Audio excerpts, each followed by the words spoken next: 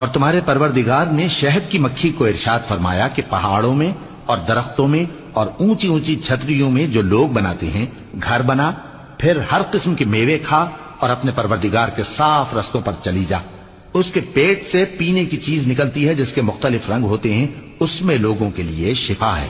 بے شک سوچنے والوں کے لیے اس میں بھی نشانی ہے۔ اور اللہ ہی نے تم کو پیدا کیا، پھر وہی تم کو موت دیتا ہے، اور تم میں بعض ایسے ہوتے ہیں کہ نہایت خراب عمر کو پہنچ جاتے ہیں تاکہ بہت کچھ جاننے کے بعد ہر چیز سے بے علم ہو جائیں۔ بے شک اللہ سب کچھ جاننے والا ہے، قدرت والا ہے۔ اور اللہ نے رزق و دولت میں بعض کو بعض پر فضیلت دی ہے، تو جن لوگوں کو فضیلت دی ہے وہ اپنا رزق اپنے غلاموں کو تو دے ڈالنے والے ہیں نہیں کہ سب اس میں برابر ہو جائیں، تو کیا یہ لوگ نعمت الہی کے منکر ہیں؟ اور اللہ ہی نے تم میں سے تمہارے لیے بیویاں پیدا کی اور بیویوں سے تمہارے بیٹے اور پوتے پیدا کیے اور کھانے کو تمہیں پاکیزہ چیزیں دیں، تو کیا یہ لوگ باطل پر اعتقاد رکھتے اور اللہ کی نعمتوں سے انکار کرتے ہیں؟